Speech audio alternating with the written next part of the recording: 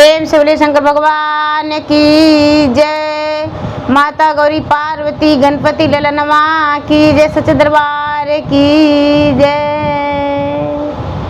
सर्व मंगल मंगले सर्व शिवे सादिते त्रंतके गौरी नारायणी नमस्तुते। ओम ब्रह्मा ओम विष्णु देवो महेश्वर। तो प्रेम से बोलिए शंकर भगवान की जय। हर हर महादेव। गुरु भाई बहना, मैं एक कथा सुनाने जा रही हूँ। इस कथा को पूरा सुनिए और रहस्य जानिए। आदि नहीं, आदि सुनने में शिव गुरु का अपमान होती है, पूरा सुनने में ज्ञान होती है। भगवान दया करते हैं, कृपा करते हैं, पुत्रों की रक्षा करते हैं, सुहाग की लंबी आयु होती है, घर में सुख शांति मिलती है, लक्ष्मी माता की आवाहन होती है। इसलिए कथा को पूरा सुनिए और रहस्य जानिए। हर हर महादेव, घर घर महादेव। गुरु भाई बहना, एक नगर में एक राजा थे। राजा जो थे बड़े महर्षि राजा थे, बहुत विद्वान थे, बहुत दयालु थे। अपने प्रजा को कभी दुखी नहीं देखना चाहते थे। राजा अपने प्रजा को आंखों में आंसू नहीं देखना चाहते थे। राजा किसी को भी मदद किया करते थे। राजा गरीबों में दान दिया करते थे। राजा के दरवाजे पर कोई भी जाता था तो उदास होकर, निराश होकर नहीं लौटता था। धीरे धीरे समय व्यतीत हो रहा था। राजा जो थे, राजा विवाहित थे। राजा का एक पत्नी भी थी। जो परंपरा है, सबका एक पत्नी रहती है, राजा का भी एक पत्नी थी। राजा का ब्याह का कई वर्ष हो चुका था, लेकिन राजा निसंतान थे। राजा का कोई संतान नहीं था। राजा प्रजा से अपना दुख को नहीं जताते थे, रानी को भी नहीं जताते थे, लेकिन राजा मन ही मन बड़ी दुखी रहते थे। एक दिन राजा अकेले में बैठकर अपना आंसू गिरा रहे थे। रानी जो है, रानी राजा को मुख देखकर, आंखों में आंसू देखकर शकुंतला रानी बड़ी दुखी हो गई। कहती है कि राजा साहब, आप इतना दुखी और उदास क्यों हैं? जैसे बगीचे में भौरे गुनगुनाते हैं, फूल खिले रहते हैं, उसी तरह आप हमेशा मुस्कुराते रहिए, अच्छा लगता है। राजा कहते हैं कि बगीचे में तो और कुछ रहता है। रानी कहती है कि महाराज, मेरा भाग्य में नहीं है, मेरा भाग्य में नहीं है, क्या करूं?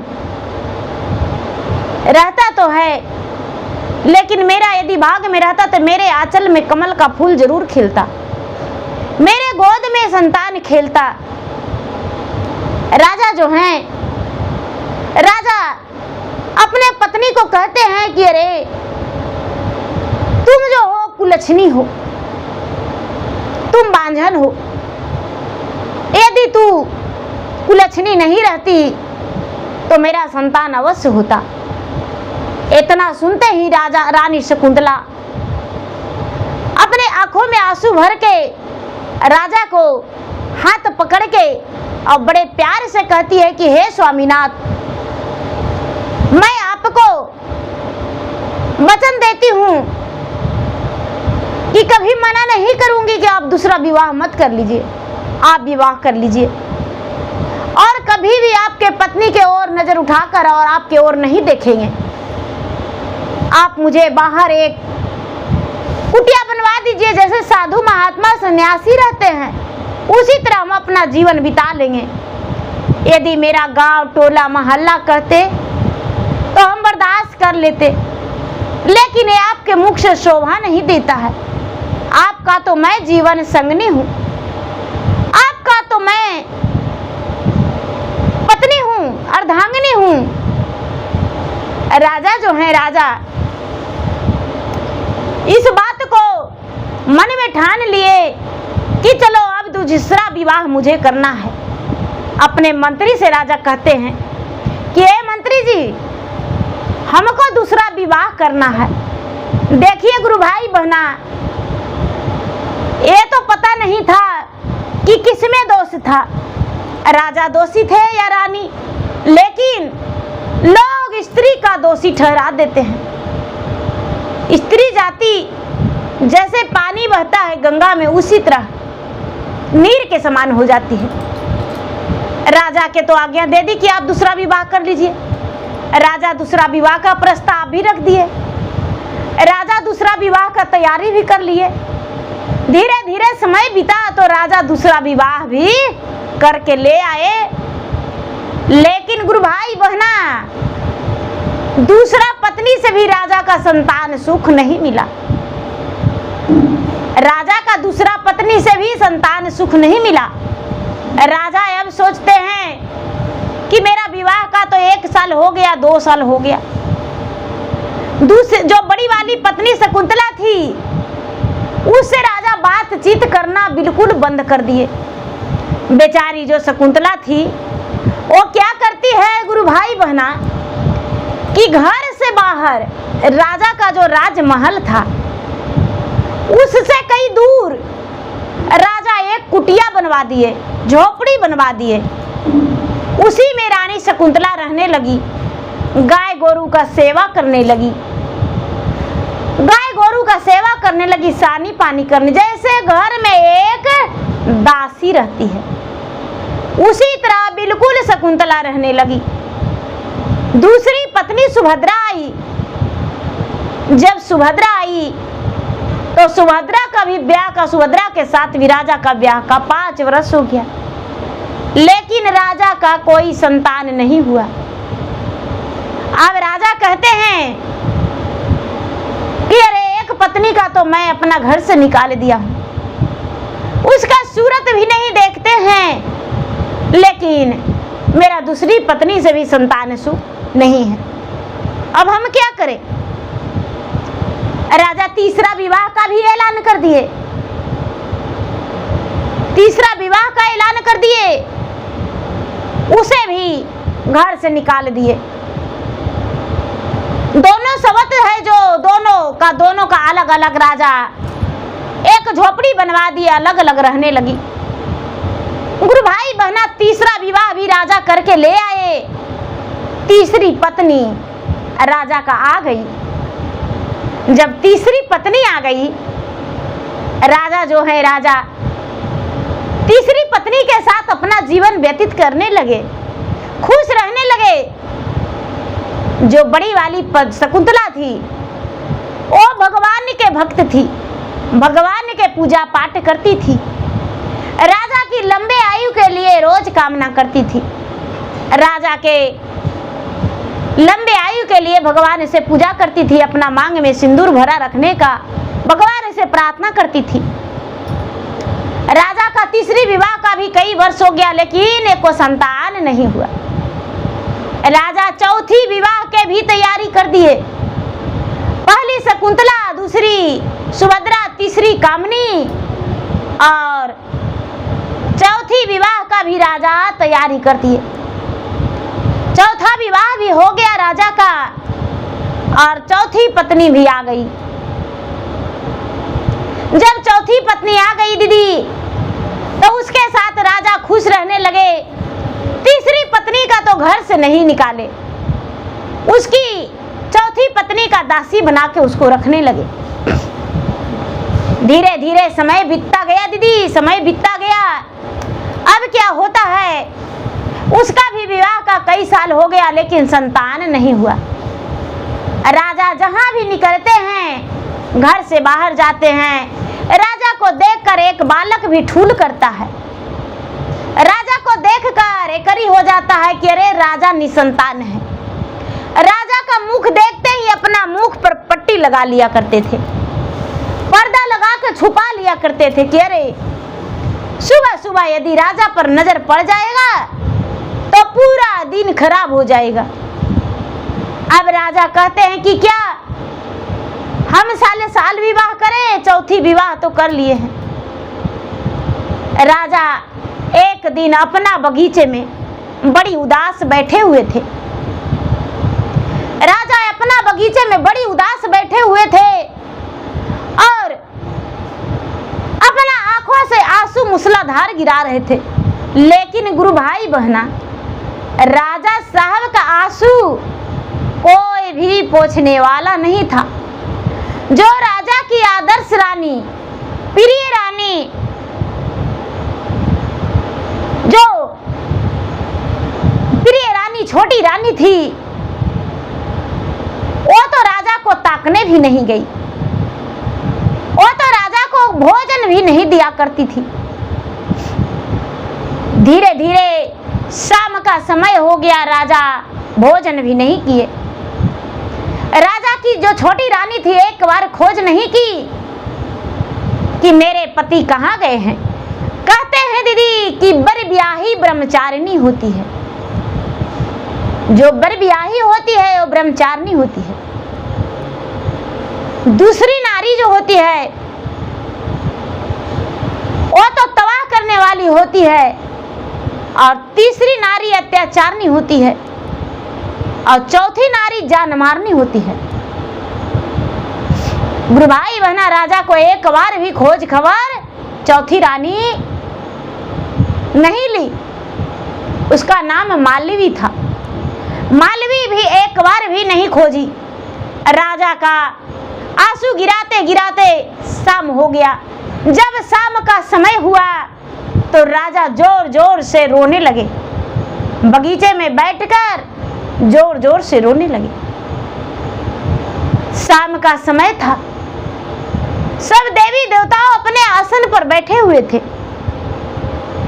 जब आसन पर बैठे हुए थे, राजा का रुलाई तीनों लोक में फैल गया। शंकर भगवान कैलाश पर्वत पे आसन ग्रहण किए हुए थे। राजा का आंसू, राजा का रुलाई पार्वती से रहा नहीं गया।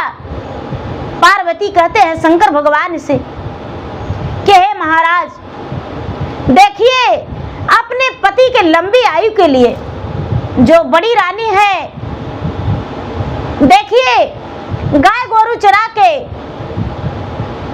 और मेहनत मजदूरी करके वो रानी होकर भी खा रही है, और जो दूसरी रानी है वो भी किसी तरह से अपना गुजर बसर कर रही है। तीसरी रानी, चौथी रानी तो राजमहल के अंदर है, लेकिन राजा का एक बार भी खोज खबर नहीं किया है, और राजा अब प्राण त्यागने के कोशिश में लगे हुए हैं। हे महाराज, हे स्वामीनाथ, आप एक बार राजा से जाकर मिल लीजिए और राजा का पूरा कर दीजिए।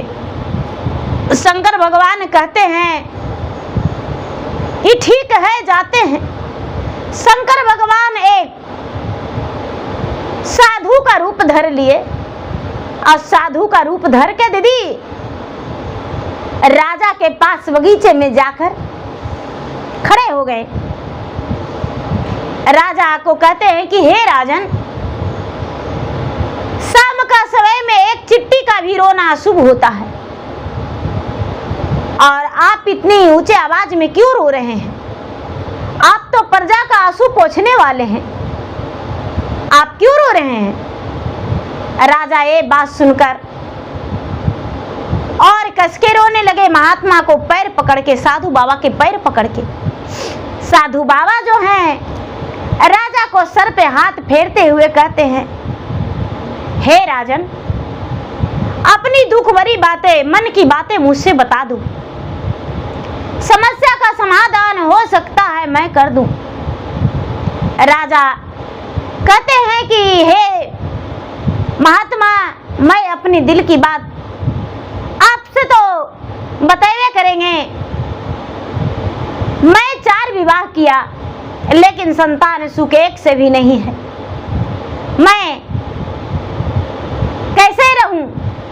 मैं अपना जीवन त्याग करने को लिए सोच रहा हूं। जो भगवान है बोले ना तो साधु रूपी वेश बदले। कहते हैं कि हे मूर्ख राजा, प्राण तो वो देते हैं जो हार जाते हैं।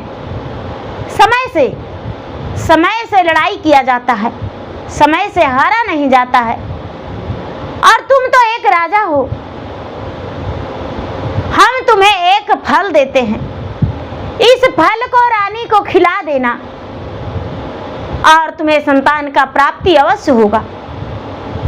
गुरु भाई बहना फल देकर राजा से पूछते हैं, बाबा के फल तो दिए हैं लेकिन कौन रानी के खिलाओगे? तुम्हारा तो 4 रानी है। जो राजा कहते हैं कि महाराज बड़ी रानी का तो मेरा नाम मत लीजिए, बड़ी रानी जो है 1 नंबर की उल्टी डायन है। मेरा जिंदगी में आकर और मेरा खुशियां में लहर लगा दिया है, वो मेरा खुशियां को खा गई है। जो महात्मा है वो कहते हैं दूसरी रानी, वो तो और है, वो भी तो आकर मेरा कोई खुशखबरी नहीं दिया। तीसरी रानी, चौथी रानी, सब तो कोई भी तो खुशखबरी नहीं दिया। महात्मा कहते हैं किसे खिलाओगे? मैं अपना छोटी रानी को खिलाऊंगी, माल्यावती को खिलाऊंगी। मैं इस फल को माल्यावती का खिला दूंगा और माल्यावती गर्भवती हो जाएगी। कहते हैं महात्मा की, हे राजन, मैं तुम्हें एक सलाह देता हूं और मेरा सलाह मानो। सबसे पहले तुम बड़ी रानी के पास जाना, छोटी रानी के पास जाना और कहना कि आज के 7वें दिन मेरा मृत्यु होने वाला है। आज के 7वां दिन मेरा प्राण निकल जाएगा और तुम विधवा हो जाओगी। तो देखिए दीदी, जो शंकर भगवान है वो कहते हैं कि अपना पत्नी से बताना कि तुम विधवा हो जाओगी और विधवा का जीवन जीना पड़ेगा। बोलो, क्या मेरे बदले में तू अपना प्राण देगी? यदि मेरा बदले में कोई प्राण दे देगा तो हम बच जाएंगे। जो प्राण देने के लिए कहेगी वही तुम्हारा जीवन संगनी सती सावित्री की तरह रहेगी, तुम्हारा अर्धांगिनी वही रहेगी। बाकी 101 रानियां में भी एक ही रानी को मानल जाता है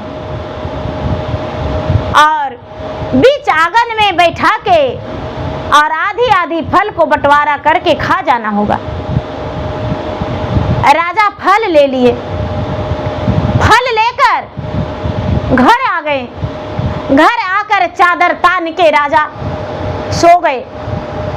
चादर तान के कोप कक्ष में राजा सो गए। जो छोटी रानी थी वो रानी राजा के पास गई, कहती है कि महाराज, आज पूरी दिन आप कहाँ थे? आज मेरे लिए तो आप कुछ नहीं लाए।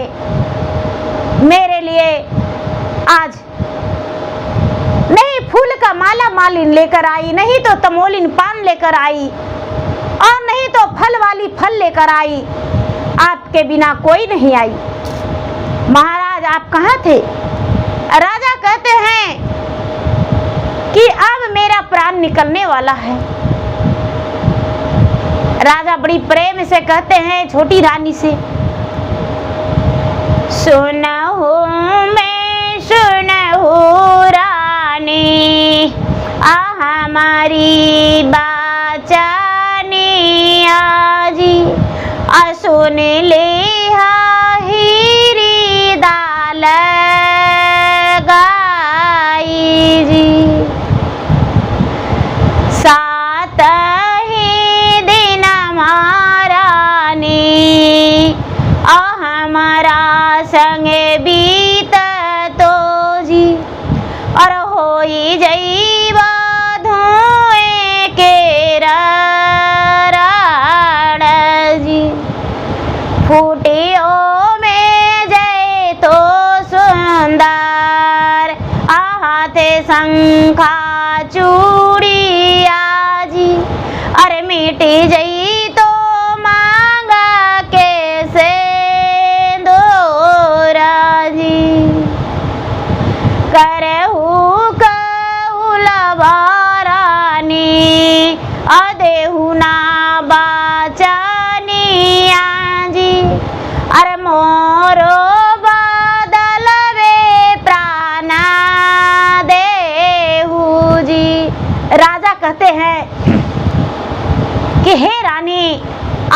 7वां दिन तक मेरा साथ लिखा है।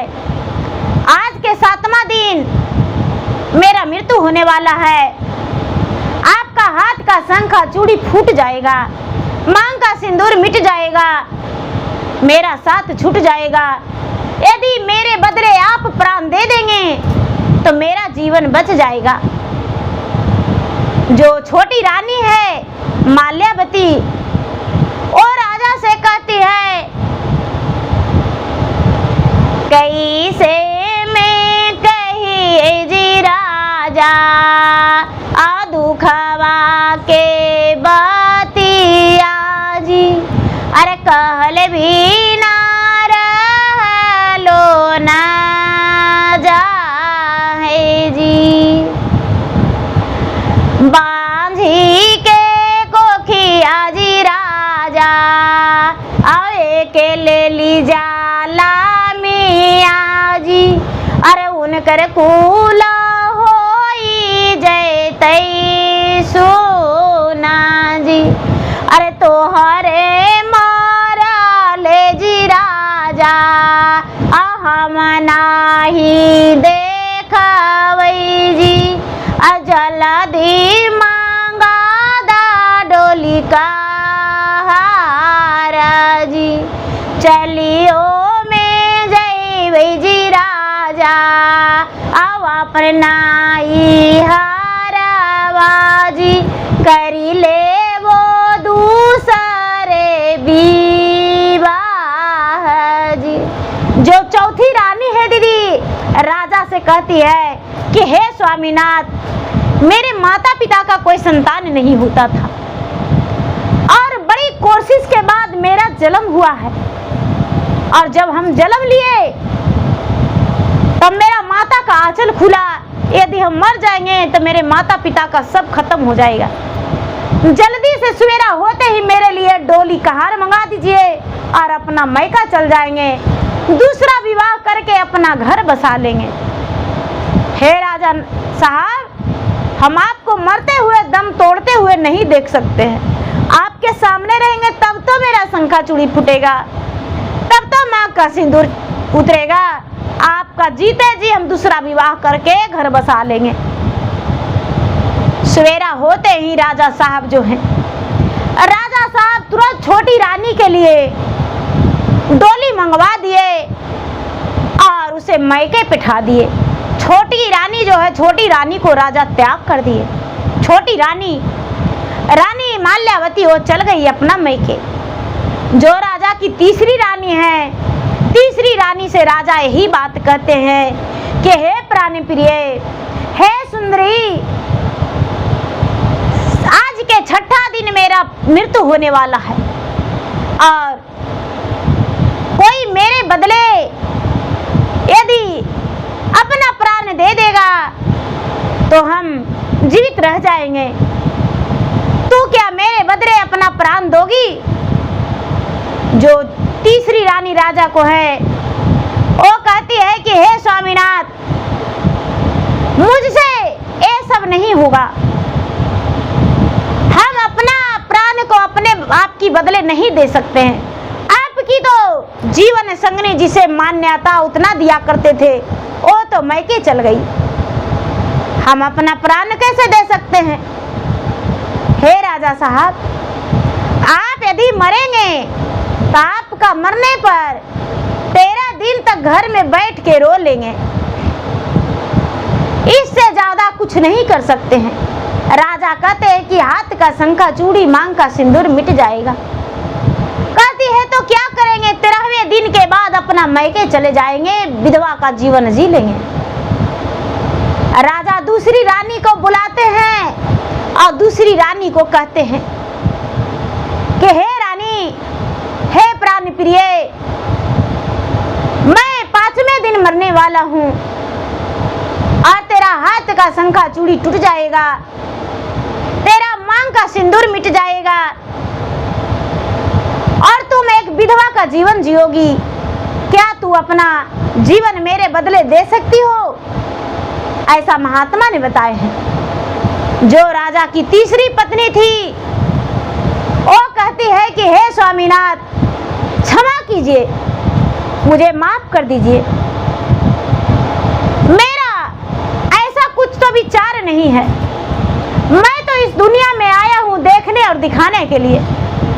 ऐसे भी मैं दासी का जीवन जी रही थी, ऐसे भी तो मैं आपके साथ नहीं रह रही थी। इसीलिए मैं अपना तो जीवन आपके बदले में नहीं दे सकती हूँ।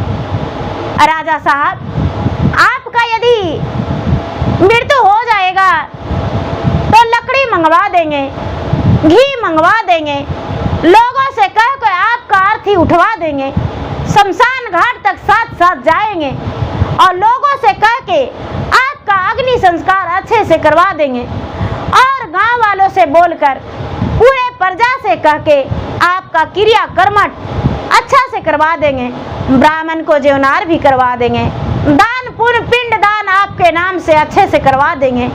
इससे ज्यादा स्वामीनाथ आप हम कुछ नहीं कर सकते हैं। राजा जो हैं, राजा कहते हैं कि अब तो एक ही रानी मेरा शकुंतला बची है। राजा जो है, राजा अपने बड़ी रानी शकुंतला को बुलाए, पहली रानी को, पहली रानी को, चौथी रानी हो गई, तीसरी रानी हो गई, दूसरी अब पहली रानी को बुलवाए। रानी जो है बड़ी हंसते भी हंसते कहती है, क्या आज मेरा क्या काम लग गया राजा को, क्या जरूरी पड़ गया मेरे स्वामीनाथ आज मुझे बुलाए हैं बरसों बाद। बेचारी गौआ चराती थी, अपना गुजर बसर करती थी, अपने राजमहल आई राजा के पास। राजा बिस्तर पर कोप कच्छ पे सोए हुए थे, कोप कच्छ में बिस्तर पर सोए हुए थे, ना ही उस पे फूलों का सेज था, नहीं तोशक नहीं तकिया। राजा चुपचाप बिना खाए पिए तो सोए हुए थे। राजा का तो अब यही लग रहा था कि 3 रानी तो मना कर दी, अब चौथी रानी का क्या आदेश होता है। चौथी रानी से कहते हैं, सुनहो का सुनहो रानी, हमारी बाचारिया जी, अरे सुन ला हीरी दाल गाई जी, 4 ही दिन मा सुंदर हम ही जीविता जी, अरे चौथे ही दिन मा निकलत पराना जी, फूटियो में जई तो सुंदर हाथे शंखा चूड़िया जी, अरे मिटी जई तो मांग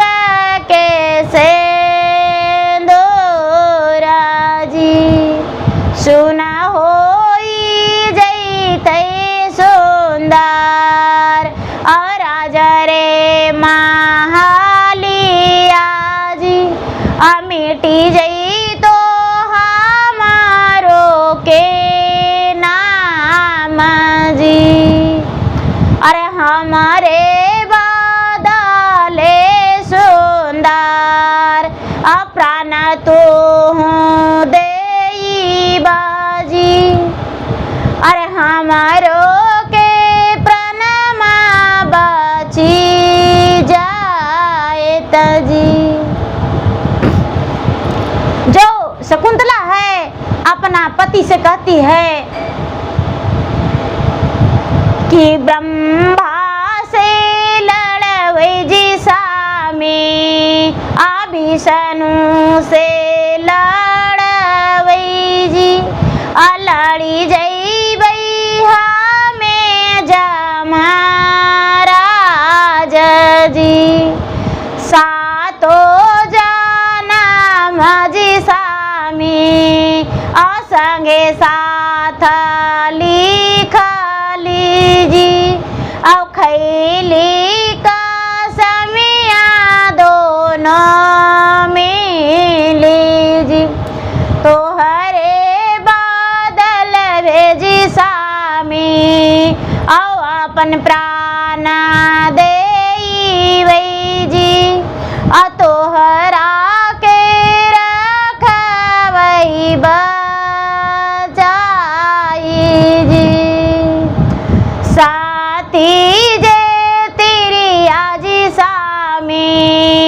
अशुभ मांगा सिंदूरा जी, अंगवे भरा लाया भरन जी।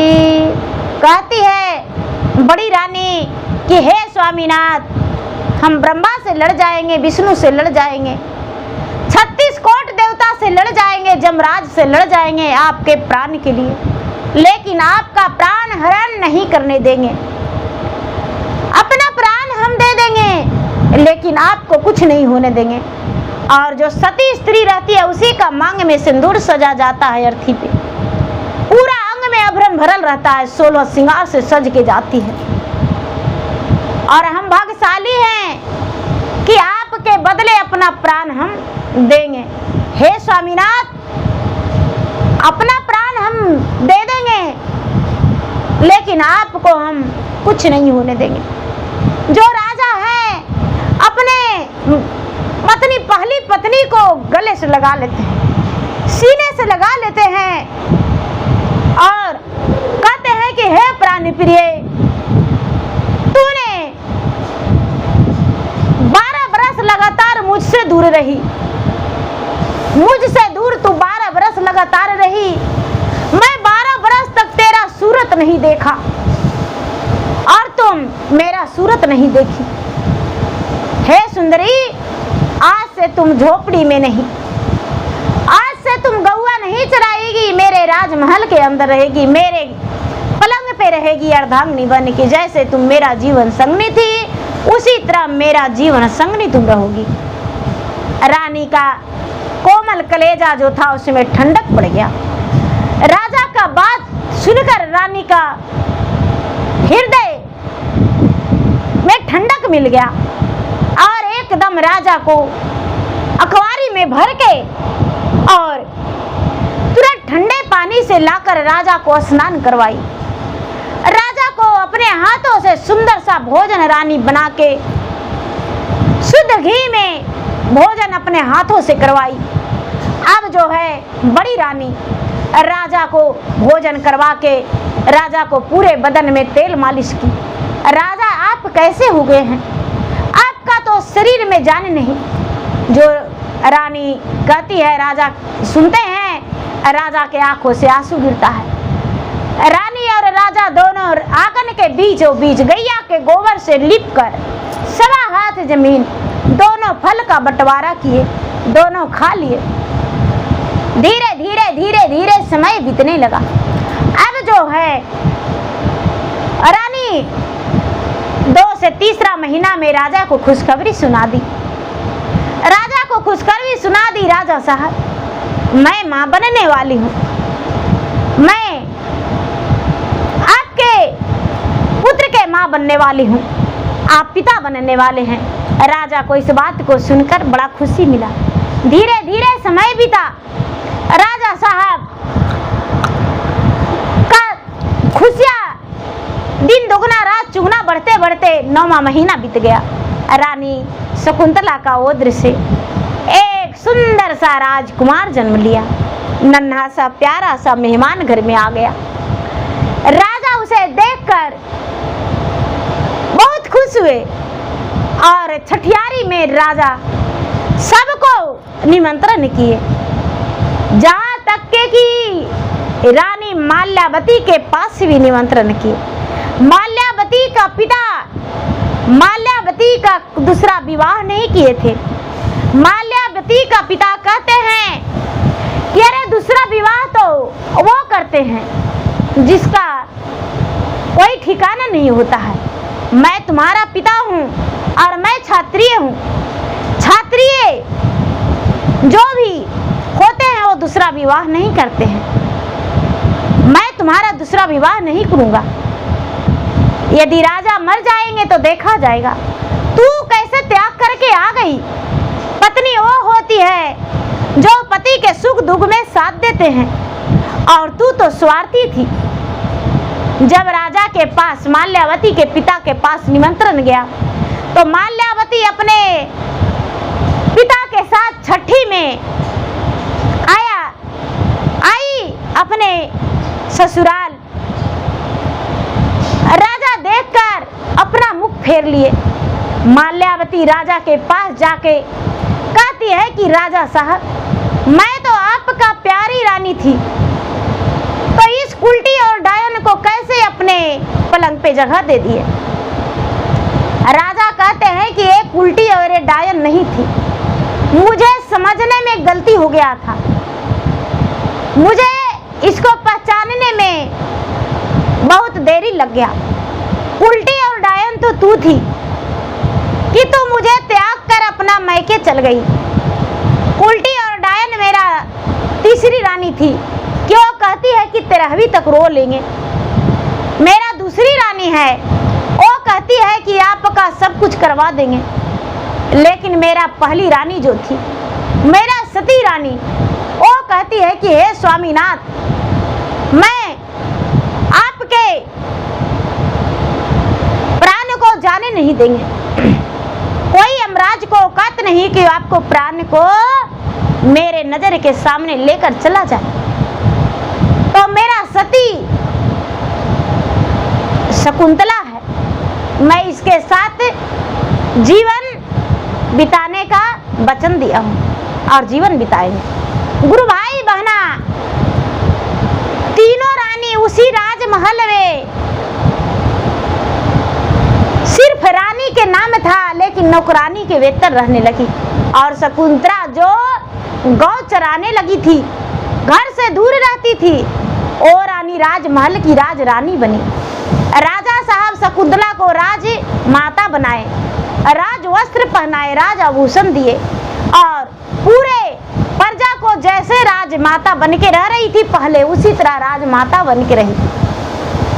तो गुरु भाई बहना, सती नारी वही होती है जो अपने परिवार को हर सुख दुख में साथ दे।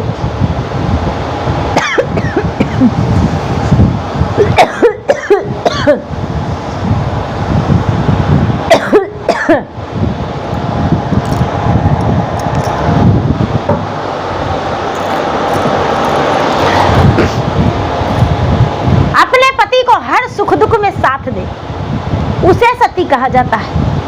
ये नहीं कि पति बिस्तर पे रो रहे हैं, छटपटा रहे हैं और पत्नी 16 श्रृंगार में सजने के लिए, संवरने को लिए अपना रेडी हो रही है।